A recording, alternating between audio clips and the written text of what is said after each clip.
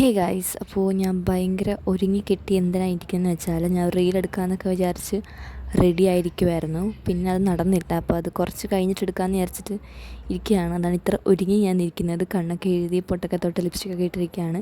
Dress ഉൾപ്പെടെ ഞാൻ change ചെയ്തിട്ടിരിക്കുകയാണ്. റീലൊക്കെ എടുക്കാൻ വേണ്ടി ഓൾ സെറ്റായിരുന്നു. പക്ഷേ റീൽ കുറച്ചും കൂടെ കഴിഞ്ഞിട്ട് എന്തായാലും എടുക്കാൻ പറ്റത്തുള്ളൂ. എൻ്റെ ഫ്രണ്ട് റെഡി ആയിട്ടുണ്ടായിരുന്നില്ല. അപ്പോൾ പഠിക്കാനിരിക്കുന്നതിന് മുമ്പ് എനിക്ക് ഇന്നത്തെ ദിവസം ജേർണൽ ചെയ്യാനായിട്ട് ഭയങ്കര ഒരു കൊതി. അപ്പോൾ അങ്ങോട്ട് ഐശ്വര്യമായിട്ട് അങ്ങോട്ട് തുടങ്ങിയേക്കാമെന്ന് വിചാരിച്ചിട്ട് ജേർണലിങ് കാര്യങ്ങളൊക്കെ തുടങ്ങിയിട്ടുണ്ടായിരുന്നു. ഞാൻ ഇതിന് മുമ്പ് ചെയ്യുമായിരുന്നു ജേർണലിങ്ങൊക്കെ. ഒരു 10th പഠിക്കുന്ന സമയത്തൊക്കെ ഒരു പരിധി വരെ എൻ്റെ കുറേ കാര്യങ്ങൾ ഞാനിങ്ങനെ എഴുതി വയ്ക്കുമായിരുന്നു. ഞാൻ ഒരു ടൈമിൽ ഒരു 2-3 വീക്സ് കണ്ടിന്യൂസ് ആയിട്ട് ചെയ്തിട്ടുണ്ടായിരുന്നു. പിന്നെ ഒരു ഗ്യാപ്പ് വന്നിട്ട് ഞാൻ പിന്നെ ഇടയ്ക്കിടയ്ക്ക് എനിക്ക് തോന്നുന്ന സമയത്ത് എഴുതി വയ്ക്കുമായിരുന്നു. കാരണം 10th സമയത്ത് ഞാൻ ഒത്തിരി പ്രഷർ ഫേസ് ചെയ്തൊരു ടൈമായിരുന്നു. സ്റ്റഡീസിൻ്റെ ഭാഗമായിട്ടല്ല, ലൈക്ക് ഫ്രണ്ട്സിൻ്റെ ഭാഗത്തു നിന്നൊക്കെ ആയാലും ഒരു ഭയങ്കര ശോകം അവസ്ഥയിലൂടെ കടന്നു പോയതായിരുന്നു 10th. എനിക്ക് ഒട്ടും ഓർക്കാൻ പോലും ആഗ്രഹമില്ലാത്ത കുറേ ഫ്രണ്ട്സ് ഉണ്ടായിരുന്നു. ഫ്രണ്ട്സ് എന്ന് പറയാൻ എനിക്ക് താല്പര്യമില്ലാത്ത ആൾക്കാരാണ്. സോ ആ ഒരു ടൈമിലൊക്കെ ജേർണലിങ് അതുപോലുള്ള കാര്യങ്ങളിലൊക്കെ ആയിരുന്നു ഞാൻ കുറച്ചും കൂടെ ഓക്കെ ആയിരുന്നത്. ഇതൊക്കെ ചെയ്യുമ്പോൾ നമുക്ക് കുറച്ചും കൂടെ ഒരു സമാധാനം കാര്യങ്ങളൊക്കെ കിട്ടുമായിരുന്നു. അല്ലെങ്കിൽ ഞാൻ എൻ്റെ ഫ്രണ്ടിനെ വിളിക്കുമായിരുന്നു, വൈകിയെ വിളിക്കുമായിരുന്നു. ഇത് രണ്ടുമാണ് ഏറ്റവും കൂടുതൽ ആ ഒരു ടൈമിൽ ചെയ്തുകൊണ്ടിരുന്നത്. വൈക അല്ലെങ്കിൽ നൃതയെ വിളിക്കുമായിരുന്നു. ഇവർ രണ്ടുമായിരുന്നു എൻ്റെ കംഫർട്ട് സ്പേസ് ആ ടൈമിൽ. അപ്പോൾ ജേർണലിങ് ഒരു പരിധി വരെ ഭയങ്കര റിലാക്സിങ് ആയിട്ടുള്ള പരിപാടിയാണ്. നമുക്ക് ഇഷ്ടമല്ലാത്ത ആൾക്കാരെ പറ്റി നമുക്ക് എന്ത് എഴുതി വയ്ക്കാം, എന്ത് കുറ്റമൊക്കെ എഴുതി വയ്ക്കാം. പക്ഷെ അതുപോലെ തന്നെ നമുക്ക് നല്ല പോസിറ്റീവായിട്ട് നമുക്ക് ചെയ്യാം. മോർണിംഗിലൊക്കെ നമുക്ക് വേണമെങ്കിൽ നല്ലൊരു പോസിറ്റീവ് സ്റ്റാർട്ടിന് വേണ്ടിയിട്ട് വേണമെങ്കിൽ ചെയ്യാം. അപ്പോൾ എന്നെക്കൊണ്ട് മോർണിംഗിലൊന്നും അങ്ങനെ ചെയ്യൽ പരിപാടി നടക്കത്തില്ല. അപ്പോൾ ഞാൻ എന്തായാലും കിടക്കുന്നതിന് മുമ്പ് ചെയ്യാമെന്നാണ് വിചാരിച്ചത്. പക്ഷേ ഇന്നെന്തോ എനിക്ക് സ്റ്റാർട്ട് തന്നെ അത് ചെയ്യാമെന്ന് വിചാരിച്ചിട്ട് അങ്ങോട്ട് ചെയ്ത് തുടങ്ങിയതാണ്. പിന്നെ എഴുതും എന്നായി. എനിക്കൊരു സ്റ്റാർട്ടിങ് ട്രബിൾ നല്ലപോലെ ഉണ്ടായിരുന്നു. കാരണം കുറേ നാൾക്ക് ശേഷമാണ് ഞാൻ തിരിച്ച് ജേർണലിങ്ങിലേക്ക് വരുന്നത്. അപ്പോൾ അതിൻ്റേതായ നല്ല ബുദ്ധിമുട്ടുണ്ടായിരുന്നു.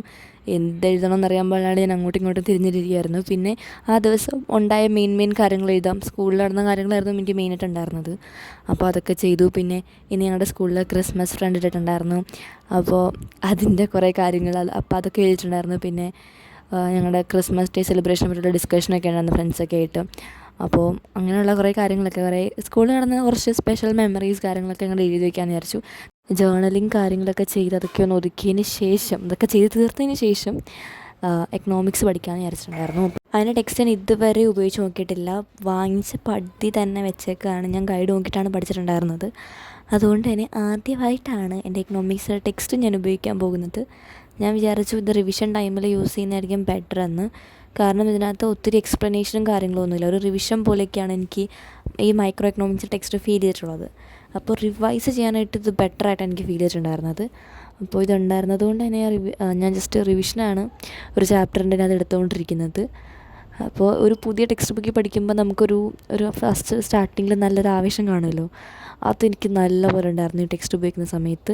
ഞാൻ ഭയങ്കര ത്രില്ലടിച്ചിരുന്ന് പഠിക്കുമായിരുന്നു. എനിക്ക് ഭയങ്കര ഒരു എക്സൈറ്റ്മെൻറ്റും കാര്യങ്ങളൊക്കെ ഉണ്ടായിരുന്നു പഠിക്കാൻ നേരത്ത്. കാരണം പുതിയ ടെക്സ്റ്റ് ബുക്കാണ്, ആ ഒരു പുതിയ മണം ഉൾപ്പെടെ ഉണ്ടായിരുന്നത്.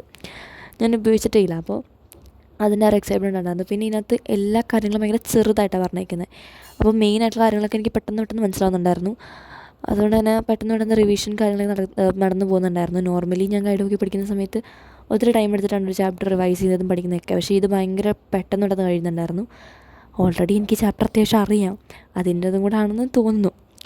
അത്യാവശ്യം എളുപ്പമായിരുന്നു. പിന്നെ ഇപ്പോൾ എക്കണോമിക്സിൽ കുറേ ഇക്വേഷൻസൊക്കെ കൊണ്ടുവന്നിട്ടുണ്ട്. കുറേ ഇക്വേഷൻസ് അല്ല കേട്ടോ, കുറേ ഫോർമുലയുണ്ട്. അങ്ങോട്ടും ഇങ്ങോട്ടും മാറി മറിച്ചൊക്കെ ഇട്ടിട്ട് ചെയ്യേണ്ടതാണ്. അപ്പോൾ ഇത് ഒത്തിരി പ്രാക്ടീസ് ചെയ്താൽ മാത്രമേ കിട്ടുകയുള്ളൂ. 1-2 ക്വസ്റ്റ്യൻസ് ചെയ്തെന്നും പറഞ്ഞിട്ട് നമുക്കൊന്നും കിട്ടാൻ പോകുന്നില്ല. എക്സാമൊക്കെ ആകുമ്പോഴേക്കും കിറങ്ങിപ്പോവും. അതുകൊണ്ട് തന്നെ ഒത്തിരി പ്രാക്ടീസ് ചെയ്യാനുണ്ട്. ഇപ്പോൾ എനിക്ക് എക്കണോമിക്സും അക്കൗണ്ടൻസിയും നല്ലപോലെ പ്രാക്ടീസ് ചെയ്യാനുണ്ട്. ഞാനിപ്പോൾ പഠിച്ചുകൊണ്ടിരിക്കുന്ന ചാപ്റ്ററിൽ ഫസ്റ്റ് സ്റ്റാർട്ടിങ്ങിൽ കുറച്ച് തിയറിയും കാര്യങ്ങളൊക്കെയാണ്. അപ്പോൾ അത് ജസ്റ്റ് ഞാനിങ്ങനെ വായിച്ച് വിടുന്നുണ്ട്. അതുപോലെ തന്നെ അതിന് ചെറിയ രീതിയിലൊക്കെ എക്സ്പ്ലനേഷനും കൊടുത്തിട്ടുണ്ട്. പിന്നെ അതിനകത്ത് കുറേ എക്സാമ്പിൾസ് കൊടുത്തിട്ടുണ്ട്. അത് ഭയങ്കര ഈസി ടു അണ്ടർസ്റ്റാൻഡബിൾ ആയിട്ടുള്ള ഭയങ്കര അടിപൊളി എക്സാമ്പിൾസൊക്കെയാണ്. അപ്പോൾ അതൊക്കെ നോക്കിയിട്ട് എനിക്ക് പെട്ടെന്ന് കഴിഞ്ഞ് പോകുന്നുണ്ട്. ഗൈഡിൽ നിങ്ങൾക്കറിയാമല്ലോ, ഗൈഡിലൊക്കെ നല്ലപോലെ ഇങ്ങനെ വലിച്ച് വാരി എക്സ്പ്ലനേഷനും പിന്നെ 10 ഇരട്ടിയുള്ള എക്സാമ്പിളും അങ്ങനെയൊക്കെയാണ് കൊടുക്കുന്നത്. പക്ഷേ അത് ഭയങ്കര എളുപ്പമായതുകൊണ്ട് തന്നെ പെട്ടെന്ന് കഴിയുന്നുണ്ടായിരുന്നു. അപ്പോൾ ഏതായാലും ഗൈഡിൽ നമുക്കൊരു ചാപ്റ്റർ പഠിച്ച് കഴിഞ്ഞിട്ട് എനിക്ക് ടെക്സ്റ്റ് ബുക്കൊക്കെ റിവൈസ് ചെയ്യാൻ പറ്റും. അതെനിക്ക് ഇന്നത്തോടു കൂടി മനസ്സിലായിട്ടുണ്ടായിരുന്നു. ഭയങ്കര ഈസി ആയിട്ട് പോകുന്നുണ്ടായിരുന്നു. അങ്ങനെ അതൊന്ന് റെഡിയാക്കിയതിന് ശേഷം ഞാൻ പിന്നെ എടുത്തിട്ടുണ്ടായിരുന്നത് എൻ്റെ ബിസിനസ്സായിരുന്നു. ബിസിനസ്സും സെയിം ഞാൻ ടെക്സ്റ്റ് ബുക്കാണ് എടുത്തിട്ടുണ്ടായിരുന്നത്. പക്ഷേ ബിസിനസ്സിൻ്റെ ടെക്സ്റ്റ് ബുക്ക് ഒരുമാതിരി കഥ ബുക്ക് പോലെയാണ്, നമ്മുടെ സ്റ്റോറി ബുക്ക് പോലെയാണ് ഇതിനകത്തുള്ളത്. കാരണം പോയിൻ്റ് വൈസ് ഒന്നും നമുക്കങ്ങനെ കൊടുത്തിട്ടില്ല. ഫുള്ളൊരു പാരഗ്രാഫ് എഴുതി വെച്ച ഒരു കഥ എഴുതി വെച്ചേക്കുന്നത് പോലെയാണ്. ഒരു കഥ ബുക്ക് വായിക്കുന്ന പോലെ നമ്മളിരുന്ന് അങ്ങോട്ട് വായിക്കും, പക്ഷെ ഒന്നും മനസ്സിലാകത്തില്ല. അങ്ങനെയാണ് ബിസിനസ് ടെക്സ്റ്റ് ബുക്ക് ഉള്ളത്. ഓരോ പോയിൻറ്റും അത് ഇന്നതിൻ്റെ പോയിൻ്റാണെന്ന് മനസ്സിലാക്കണമെങ്കിൽ നമുക്ക് ആ ചാപ്റ്റർ നേരത്തെ അറിയണം. എന്നിട്ട് ആ ടെക്സ്റ്റ് ബുക്കൊക്കെ വായിക്കുകയാണെങ്കിൽ ഏകദേശം മനസ്സിലാവും. അപ്പോൾ ഇതെല്ലാം മറ്റുള്ള video. Thanks for watching. Bye bye.